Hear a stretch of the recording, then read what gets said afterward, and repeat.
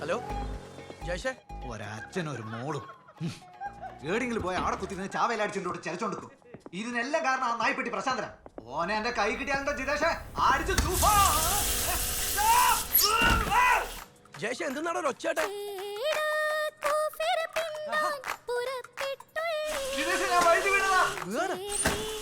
എടാ വീണ എണീറ്റുള്ള നിലം നിറച്ച് സോപ്പ് വെള്ളാടാ. എടാ ഒച്ച വെച്ച് നിലവിളിച്ചൂടാ. ആര് കേൾക്കാനോ ഈടോ കാണുന്നില്ലല്ലേ. എടാ ഞാൻ മോളെ കണ്ടോ?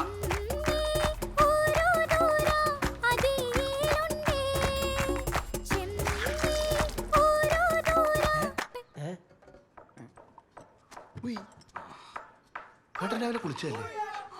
ചാവി എടുക്കടാ.